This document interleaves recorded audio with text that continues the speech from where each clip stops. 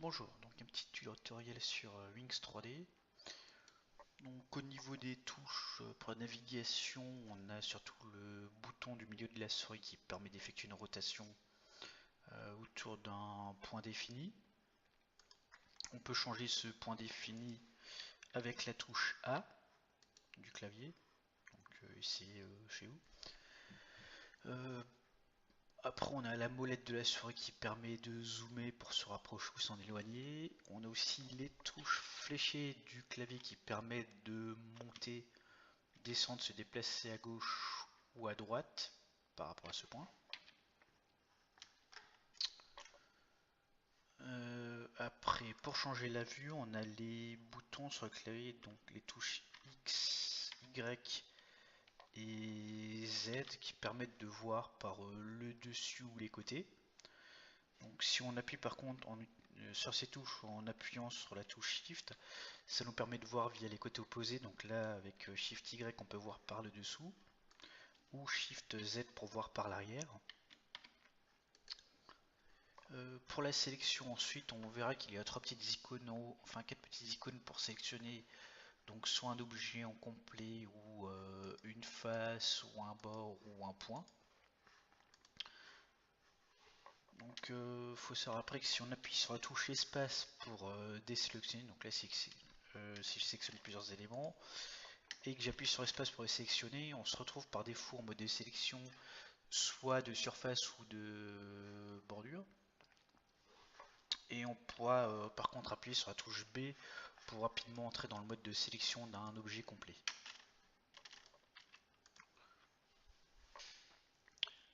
Alors là, je vais me déplacer sur un autre élément. Donc si je me mets sur l'un des éléments que j'ai créé là-bas, j'appuie sur la touche A pour changer l'objet sur lequel je tourne autour. Et avec ma souris, je peux donc effectuer différentes vues. Je peux encore utiliser le clavier aussi pour me déplacer vers la gauche ou vers la droite. Et il sera important de bien utiliser la touche A pour changer le point de vue. Enfin l'objet par rapport auquel on effectue une rotation. Alors si je reviens au principe, quand on est à gauche, alors là je rappuie sur la touche A pour changer le point de vue à nouveau. Alors là ce qu'on va faire comme premier exercice, ça sera d'abord créer un cube. Donc là sans rien avoir sélectionné, appuyez sur l'espace si vous avez sélectionné quelque chose, vous faites un clic droit et vous avez un menu qui apparaît qui permet de créer un cube, un cylindre, une sphère ou différentes formes. Donc là on va d'abord cliquer sur le cube, donc là on voit qu'on a un cube qui est apparu. J'appuie sur la touche A d'ailleurs pour pouvoir nous centrer dessus. Alors au niveau des différents objets qu'on peut créer, on avait aussi par exemple le cylindre. Donc là on voit un cylindre basique. Ce que je vais aussi faire, c'est que si on va sur le cylindre et qu'on clique sur le petit trou, on pourra avoir un petit menu avec des options en plus. Donc là par exemple on peut choisir le nombre de faces du cylindre. Donc plus on ajoute de faces et plus effectivement l'objet sera lisse. Par contre, plus il y a de faces et plus les calculs seront intensifs. Donc il ne faudrait pas non plus abuser sur les paramètres de nombre de faces. Là je vais prendre créer une sphère ou un tore. Donc là pour le tore je vais essayer de changer le nombre de faces, je vais mettre 32 et 16 et on voit qu'effectivement la forme est déjà bien mieux que la partie basique. Quand on crée aussi un objet, alors quand on se déplace, il ne faut pas oublier que le clic gauche sert à valider notre déplacement ou la plupart de certaines actions, et le clic droit annule l'action qu'on est en train d'effectuer. Donc soit en changeant notre vue, ou alors là par exemple je vais prendre un objet, un cube, je vais le déplacer. Et donc là on voit que je peux le déplacer. Si je fais un clic gauche, ça confirme le déplacement. Par contre, si je le redéplace à nouveau et que je fais un clic droit, le déplacement sera annulé. Donc au niveau des modifications, Alors là, on a vu qu'avec un clic droit, on pouvait faire un déplacement, donc soit sur l'axe X, Y ou Z. Donc je rappelle que l'axe PAMP Y permet de déplacer l'objet vers le haut ou vers le bas. On a aussi ce qu'on peut faire, c'est en sélectionnant juste l'une des faces et en demandant à effectuer un déplacement selon sa normale, on pourra donc réduire ou agrandir l'objet selon cette face. Alors là, par exemple, je vais m'amuser à créer, imaginons une table. Donc pour ça, je vais créer un premier cylindre. Donc j'appuie sur espace pour annuler la sélection. Je vais sélectionner uniquement la face du dessus. Et je vais déplacer la face du dessus par rapport à la normale. Donc là, je réduis la hauteur en bougeant. Par contre, là, il faut bouger la souris à gauche ou à droite. Okay, donc maintenant, je vais sélectionner l'objet en entier. Donc là, j'annule la sélection avec espace et j'appuie sur la touche B pour entrer en mode sélection d'objet. Là, un clic droit, move par rapport à l'axe Y et je peux le déplacer vers le haut. Avec le bouton du milieu de la souris, je vais me tourner pour me mettre en dessous. J'appuie sur espace pour annuler la sélection et je crée un second cylindre. Alors pour le second cylindre, ce que je vais faire, je vais sélectionner et je vais utiliser un scale uniforme pour changer sa dimension. Voilà. Ensuite, je rappuie sur espace, je sélectionne la face du dessus et je vais utiliser un move normal pour pouvoir le diriger vers le dessus, mais je vais pas le faire sortir. Voilà. Donc là, on est déjà un petit bout de table. D'autres éléments qu'on peut faire, par exemple, je vais créer une chaise par exemple. Donc là, alors j'annule avec espace la sélection. Je fais apparaître un nouveau cube. L'un des éléments qui peut être intéressant, par exemple, c'est surtout de. J'appuie sur la touche Y pour avoir la vue par le dessus. Je passe en mode sélection d'objet, je clique sur notre cube. Et là, je vais faire un clic droit, move en libre. Donc maintenant, je pourrais le déplacer totalement librement à l'écran. Mais je me suis placé sur la vue par le dessus pour être sûr de ne pas le déplacer en hauteur. Donc là, je pourrais du coup le déplacer sur l'axe Y et Z sans risquer de changer sa hauteur par rapport à celle qu'on avait initialement. Donc là maintenant, alors là, je vais changer ma vue sur le côté. Donc là, je vais le redimensionner un petit peu. Alors, ce qui est uniforme, voilà. Je reviens en vue par le dessus. Je resélectionne l'objet. Je le déplace à ce niveau. Je change un peu l'angle de vue pour qu'on puisse voir un peu mieux. Alors là, je vais prendre aussi l'objet. Alors, sélectionne l'objet en entier avec la touche B. Un petit clic droit. Et alors là, ça se voit pas. Je vais cliquer plus en hauteur. Là, on a une option qui s'appelle Duplicate. Là, je vais le faire par rapport à l'axe Y qui permet de dupliquer l'objet. Donc là, maintenant, je vais le poser au-dessus. Je vais me tourner de l'autre sens. Je rappuie sur espace pour désélectionner. Je sélectionne la face. Et là, je vais refaire un move par rapport à la normale pour le redimensionner. Donc là, on a créé une petite chaise assez rapidement. Alors au niveau des options qu'on a ensuite à droite, là on aura un Geometry Graph qui permet de... là on voit l'objet que j'ai sélectionné en rouge. Donc là si je sélectionne un objet à l'écran, on le voit apparaître en rouge dans le Geometry Graph. Et dessus on a plusieurs actions comme appuyer sur l'œil pour le faire disparaître.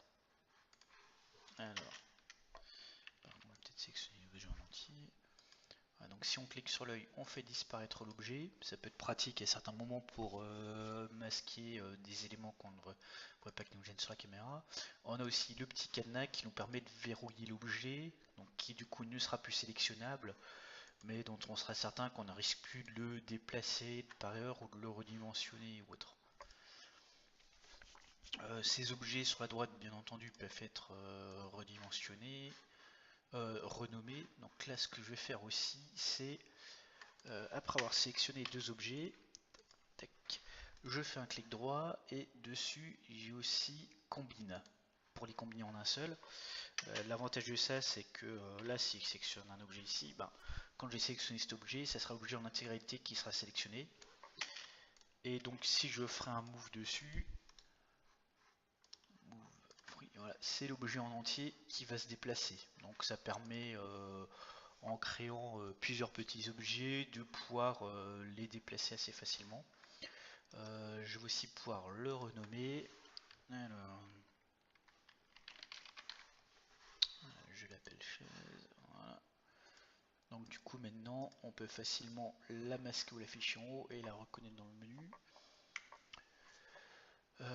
Il y a aussi un petit système de dossier. Donc là je vais créer un petit dossier test. On peut prendre notre chaise, la déplacer dans le dossier test pour pouvoir facilement trier les objets que l'on a créés. En sélectionnant des faces, on a aussi une petite palette en bas qui nous permet de choisir les couleurs. Donc là, alors, donc là je vais mettre du jaune sur le côté, je vais mettre du vert sur le devant. Voilà. Donc là on peut appliquer quelques petites couleurs assez facilement. On a aussi, alors on sélectionne objet, on peut aussi effectuer des rotations. Alors est-ce que c'est rotate? Donc pour les rotations, il faut faire gaffe au niveau de l'axe. Donc là, si je prends l'axe Z, ça va tourner autour de cet axe. Donc là, je vais mettre, voilà, effectivement, on voit comment est-ce que l'objet tourne. Un des trucs intéressants, c'est de maintenir la touche Shift pour pouvoir effectuer une rotation selon un angle bien précis. Donc là, on voit en haut de l'écran à gauche de combien de degrés de rotation est-ce qu'on effectue. Là, par exemple, je vais la tourner à 45 degrés. Et on voit ici effectivement les 45 degrés qui étaient marqués. On peut aussi utiliser la touche contrôle si on veut effectuer une rotation au niveau du degré près. Alors, donc là, on tourne de 15 degrés en 15 degrés. Et avec contrôle, on peut tourner au degré près. Et si on lâche pas la touche contrôle, là, ça sera encore plus précis, mais un peu chaud quand même à gérer.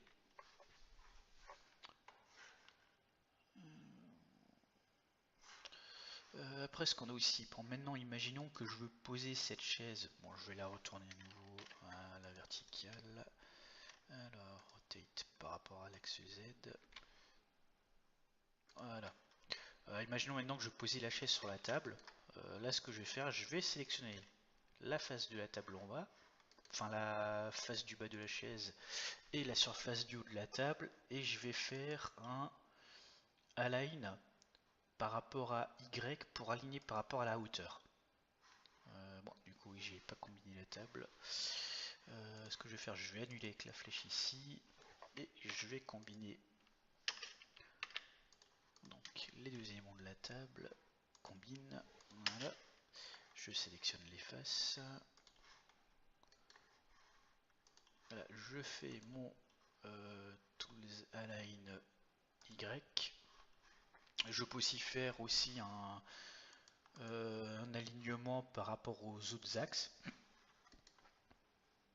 Donc là on voit qu'effectivement elle est bien posée dessus et centrée.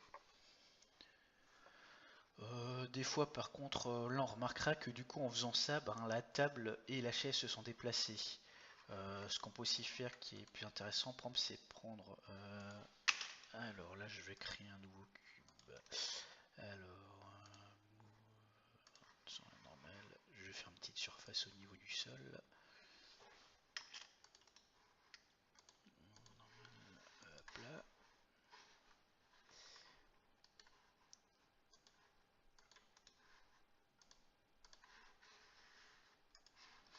Donc maintenant par contre si je veux poser cette chaise sur le sol, le gros problème c'est que le sol risque de changer de position et de hauteur. Donc l'une des choses que l'on peut faire c'est sélectionner notre sol, aller dans Tools, Bounding Box et Save Bounding Box. Ensuite en sélectionnant notre chaise, on peut lui dire Bounding Box de se déplacer, Move to Save Bounding Box par rapport à toutes les coordonnées, donc là ça va le mettre au milieu. Oui, c'est aussi axé le centre. Là, donc du coup, je vais sélectionner le bas de la chaise et je vais faire Tools, Bounding Box. Alors, move par rapport à l'axe Y. Voilà, donc du coup maintenant elle est bien posée sur le sol et le sol n'a pas bougé. Donc pour faire des alignements par rapport à un objet qu'on ne veut pas déplacer, on passera par la bounding box.